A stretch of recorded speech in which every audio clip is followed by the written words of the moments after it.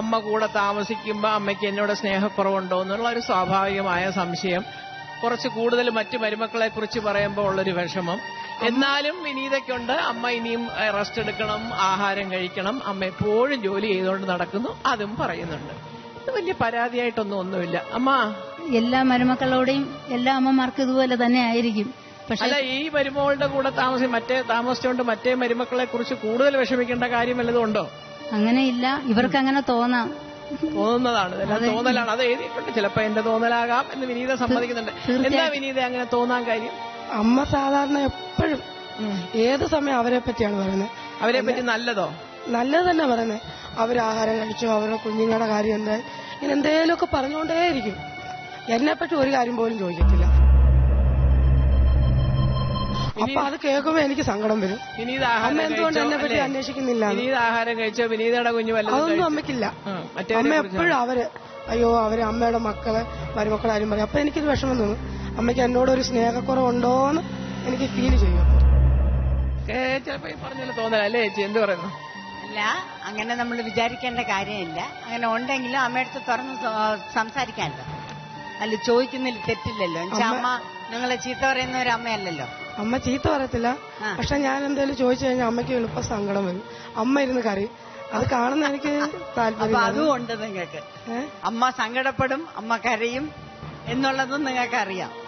അപ്പൊ അത് വളരെ വളരെ വളരെ സിമ്പിൾ ആയിട്ടുള്ള ഒരു ചോദ്യത്തിൽ അമ്മ ചോദിച്ചാൽ പോരെ, അമ്മ എന്തിനാ എന്റെ അടുത്ത് പെണ്ണങ്ങണോ, എന്തുകൊണ്ട് എന്നെ പറ്റി ഒരു നല്ല വാക്ക് പറഞ്ഞുകൂടാ എന്ന് ചോദിക്കാമല്ലോ. ഇന്നത്തെ കാലം എങ്ങനെയാണെന്നറിയോ? ഈ ഉള്ളിൽ കൊണ്ട് നടക്കുന്നതിനേക്കാൾ പുറത്തു പറയുന്നത് കേട്ട് സുഖിക്കുന്ന ഒരു ജനറേഷനാണിപ്പോ. നമ്മള് ഉള്ളിലൊന്നും തട്ടിയില്ലെങ്കിലും പൊന്നു മക്കളെ നീ ഒന്നും കഴിച്ചില്ലയോ, എന്താ പൊന്നു മോളെ വാടിയിരിക്കുന്നത് ചോദിച്ചാൽ മതി എന്നാണ് ഇവരൊക്കെ പറയുന്നത്. നമ്മുടെ സ്നേഹം നമ്മുടെ മനസ്സിലല്ലേ? നമ്മ പറയണം. ആർക്കും ഒരു തോന്നലുണ്ടാകാം. എന്താണെന്നറിയോ, 3 സ്ഥലത്തുനിന്ന് വരുന്ന മരുമകൾ 3 രീതിയില്ല, 3 നിലവാരത്തിലാണ് വന്നതും. ഇച്ചിരി ഉള്ളതായിരിക്കാം, അതിൽ കൂടുതലും കൊണ്ടുവന്ന് കാണും, അതിലും കൂടുതൽ കൊണ്ടുവന്ന് ചിലപ്പം ഏറ്റവും കുറഞ്ഞതായിരിക്കാം വിഷമപ്പെടുന്നത്. അവരങ്ങനെയാണല്ലോ, അതുകൊണ്ട് അങ്ങോട്ട് സ്നേഹം. അങ്ങനെയൊന്നുമില്ല.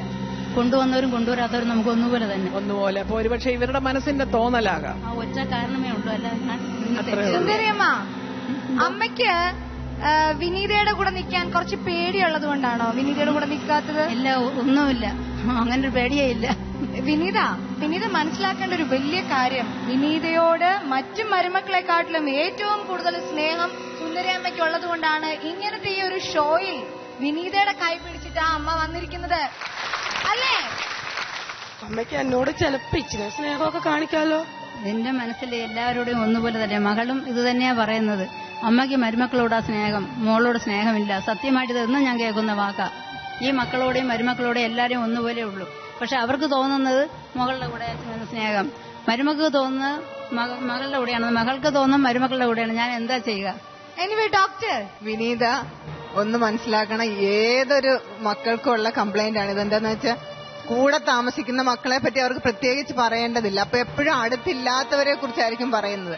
കൂടെ താമസിക്കുന്നവർ കൂടെ ഉള്ളത് കൊണ്ട് അവരുടെ കാര്യങ്ങൾ എടുത്തു പറയുന്നില്ലെന്നേ ഉള്ളൂ. ഇപ്പൊ കൂടെ താമസിക്കുന്ന ഒരാളിനോട് എന്ത് പറയാനാ, പക്ഷെ കൂടെ ഇല്ലാത്തവരെ കുറിച്ച് അവർ നാച്ചുറലായിട്ട് പറയും. അപ്പൊ അത് വിനീത അത് പെർസീവ് ചെയ്ത രീതി അല്ലെങ്കിൽ അത് ഗ്രഹിച്ച രീതിയിലുള്ള ഒരു വ്യത്യാസം മാത്രമേ ഉള്ളൂ. നമ്മുടെ മനസ്സിൽ നമ്മൾ പല കാര്യങ്ങളും നമ്മുടേതായിട്ടുള്ള ഇന്റർപ്രിട്ടേഷൻ ആണ് കൊടുക്കുന്നത്, നമ്മുടേതായിട്ടുള്ള വ്യാഖ്യാനങ്ങളാണ് കൊടുക്കുന്നത്. അതിൽ നിന്നുണ്ടാകുന്നതാണ് നമ്മുടെ ഇമോഷൻസ്. അപ്പൊ നമ്മുടെ ഇമോഷൻ നമ്മുടെ തന്നെ കൺട്രോളിലാണ്. നമ്മൾ കൊടുക്കുന്ന വ്യാഖ്യാനം മാറ്റിക്കഴിഞ്ഞാൽ നമ്മുടെ ഇമോഷൻ മാറും. അപ്പൊ ഈ പ്രശ്നങ്ങളൊന്നും ഉണ്ടാകത്തില്ല. അപ്പൊ വിനീതയ്ക്ക് വിചാരിക്കാം, ഞാൻ പറഞ്ഞ പോലെ വിനീതയ്ക്ക് വിചാരിക്കാം, അമ്മ എന്റെ കൂടെ ഉള്ളതുകൊണ്ട് എന്നെ പറ്റി പറയുന്നില്ല, മറ്റുള്ളവർ കൂടില്ലാത്തതുകൊണ്ട് പറയുന്നു. അത്രയും മാത്രം നമ്മൾ ആ ഒരു ഇന്റർപ്രിട്ടേഷൻ മാറ്റിക്കഴിഞ്ഞാൽ വിനീതയുടെ ഇമോഷൻ മാറും, എല്ലാം മാറും. ഇനി കൂടുതലായിട്ട് എന്തെങ്കിലും മനസ്സിലാക്കാൻ ഉണ്ടെങ്കിൽ ഡോക്ടർ ഫ്രീ ആകുമ്പോൾ ഡോക്ടറിന്റെ അടുത്ത് ചെല്ലാം. ഡോക്ടറിനോട് എന്ത് വിനീതയ്ക്ക് എന്ത് പ്രശ്നം ഉണ്ടോ അത് ഷെയർ ചെയ്യാം. ഏത് മാനസിക പ്രശ്നങ്ങളും പരിഹരിക്കാം. വിനീത, നമുക്ക് അമ്മ എന്തായാലും സ്റ്റേജിലേക്ക് വിളിക്കാം. അമ്മയ്ക്ക് എത്ര സ്നേഹമുണ്ട് എന്ന് നമ്മുടെ മുമ്പിൽ വെച്ച് തന്നെ അമ്മ വിനീത അറിയിക്കട്ടെ. വരൂ അമ്മ.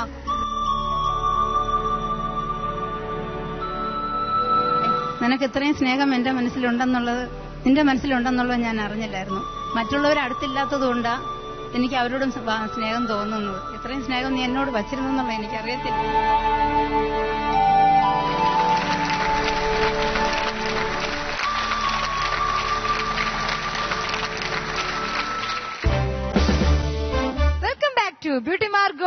അമ്മ അമ്മായിയമ്മ.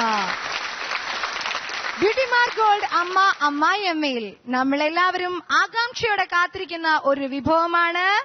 എല്ലാവർക്കും അറിയാം, എന്റെ ചിരിയും സന്തോഷവും കാണുമ്പോ തീർച്ചയായും അത് ഗോസിപ്പ് കേൾക്കാൻ വേണ്ടി മാത്രമുള്ള ചിരിയായിരിക്കും. നമുക്ക് സ്വാഗതം ചെയ്യാം മുർഷിദയെയും ഷെറീനെയും ഗോസിപ്പ് കോർണറിലേക്ക്.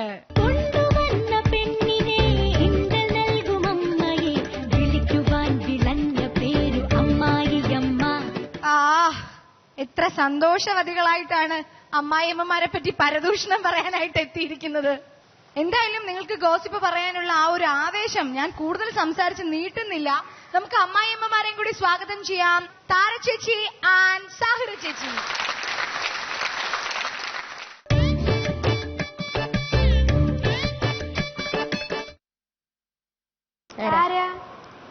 നീ പറ. ആരാടാ? നീ പറ. നിന്റെ ഒരു അടുത്ത സുഹൃത്താണ്. ജിഷാനയാണോ? അല്ല, നിന്റെ അടുത്ത സുഹൃത്താണ്. പ്രിയാണോടാ? കണ്ടുപിടിച്ചല്ലേ? എവിടെയായിരുന്നു നീ ഇത്ര ദിവസം? ഒന്നും പറയണ്ട, നീ ഇരിക്കും ഇവിടെ. പറയട്ടെ. നിന്റെ തള്ളയ്ക്ക് സുഖമില്ലാന്നടാ. അയ്യോ, എന്ത് പറ്റി? പനിയായിട്ട് കിടക്കായിരുന്നു.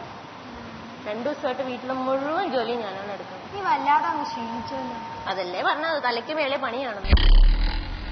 തള്ളയ്ക്ക് വയ്യാണ്ടായ പിന്നെ എന്തൊക്കെ ചെയ്യണമെന്നറിയാമോ? വീട്ടിലെ പണി മുഴുവൻ ചെയ്യണം, കുഞ്ഞിന്റെ കാര്യം നോക്കണം, പിന്നെ കൂടെ വിളിക്കുമ്പോൾ വെള്ളം കൊണ്ട് കൊടുക്കണം. അല്ല, ഇതൊന്നും ചെയ്തില്ല എനിക്ക് തെറിയാണ്. അങ്ങനെ കഷ്ടമുണ്ട് കേട്ടോ. ഞാൻ കരുതിയിരുന്നത് അവര് പണിയെടുത്തില്ലെങ്കിൽ നല്ലതെന്നാണ് കരുതിയിരുന്നത്. കാരണം അടുക്കള വന്ന് കൂടെ ഓരോ ഭരണമുണ്ടല്ലോ, അതില്ലാന്നാണ് കരുതിയിരുന്നത്. ഇപ്പോഴാണ് മനസ്സിലായത് അവരുടെ കുറവിന്റെ ബുദ്ധിമുട്ട്.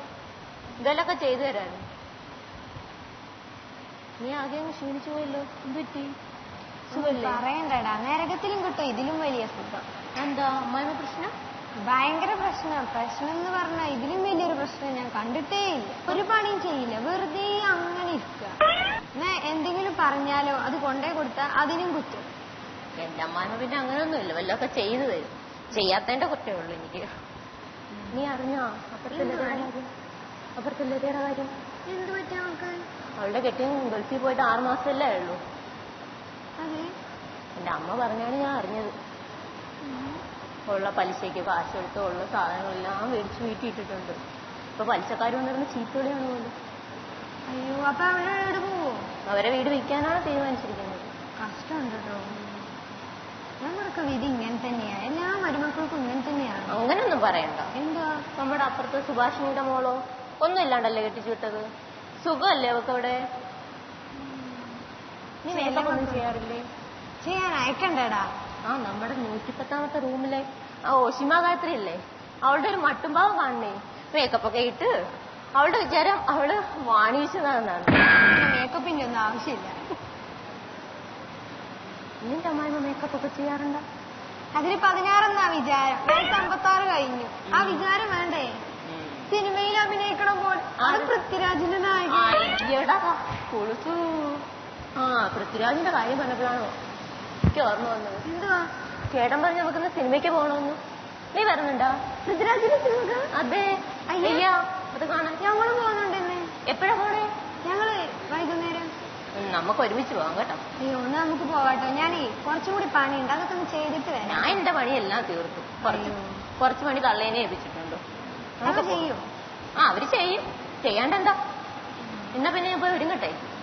ശരി, വൈകുന്നേരം ആകട്ടെ, ഞാൻ വിളിക്കാം കേട്ടോ. കണ്ടില്ല, ഇങ്ങനത്തെ ഒരു റൗണ്ട് ഒക്കെ വരുമ്പോഴാണ് മരുമക്കൾക്ക് അമ്മായിയമ്മമാരോട് എത്ര അധികം സ്നേഹമുണ്ട് എന്ന് മനസ്സിലാവുന്നത്. ആരുടെ നായികയാവണമെന്ന് ഉമ്മച്ചിക്ക്? പൃഥ്വിരാജിന്റെ നായികയാവണമെന്നല്ലേ? താരച്ചേച്ചിക്ക് പിന്നെ അങ്ങനത്തെ മോഹങ്ങളൊന്നുമില്ല. നായിക എന്ന് പറഞ്ഞാൽ ചെറുപ്പക്കാരിയാണെന്ന് വല്ല ധാരണയുണ്ടോ? പൃഥ്വിരാജിന്റെ നായികയാവാനായിട്ട് പ്രായം എന്താ പ്രശ്നം? 65 വയസ്സായിട്ട്. 65 വയസ്സേ പൃഥ്വിരാജിന് 65 വയസ്സായിട്ട് അഭിനയിച്ചൂടെ? അഭിനയിക്കാം. ഒരു ചാൻസ് ഉണ്ട്. ആഗ്രഹം. അതെ, ആഗ്രഹിച്ചാൽ എന്താ തെറ്റ്? ഒരു ചൊല്ലുണ്ട് മലയാളത്തില്. അമ്മേ, നാട്ടുകാർ മുഴുവൻ ചേച്ചി ചോദിക്കുക, ചേച്ചിക്ക് കല്യാണാലോചനയൊന്നും നടക്കുന്നില്ല വീട്ടിൽ. അപ്പൊ ചേച്ചി പോയി അമ്മയോട് ചോദിക്കും, എന്റെ അമ്മയെ എങ്ങോട്ടിറങ്ങിയാലും നാട്ടുകാർ ചോദിക്കുന്നു അനിയത്തിയെ കെട്ടിക്കാറായില്ലയോ എന്ന്. അപ്പൊ അതിന്റെ അർത്ഥം എന്താന്ന് മനസ്സിലായില്ലേ? എന്ന് പറഞ്ഞാൽ അങ്ങനെ ഞങ്ങൾ അമ്മായിയമ്മമാരെ കുറ്റം പറയാൻ സമ്മതിക്കത്തില്ല. ആർക്കാണ് പൃഥ്വിരാജിനോട് അഭിനയിക്കാൻ താല്പര്യം എന്നുള്ളത് ഞാനൊന്നറിയട്ടെ. നിൽക്കുന്ന സുന്ദരിക്കുട്ടി പൃഥ്വിരാജിനോട് അഭിനയിക്കാൻ റെഡി ആയിട്ട് അല്ലേ? നമുക്ക് എന്തായാലും അമ്മായിയമ്മമാരോട് ഇതിനെക്കുറിച്ചൊക്കെ ഒന്ന് ചോദിച്ചിട്ട് ജഡ്ജസിലേക്ക് പോവാം. സാഗര ചേച്ചി, മരുമകൾ പറഞ്ഞതിൽ എന്തെങ്കിലും വാസ്തവമുണ്ടോ? ഒന്നും വാസ്തവമില്ല. ഒന്നും വാസ്തവമല്ല. ഒന്നും വാസ്തവമില്ല. താരചേച്ചിയുടെ മരുമോള് പറഞ്ഞതിൽ എന്തൊക്കെയോ ചില വാസ്തവങ്ങളുണ്ട്. ഒന്നുമില്ല. ഒന്നുമില്ല. നിങ്ങൾ വളരെ അണ്ടർസ്റ്റാൻഡിങ്ങിലാണല്ലേ.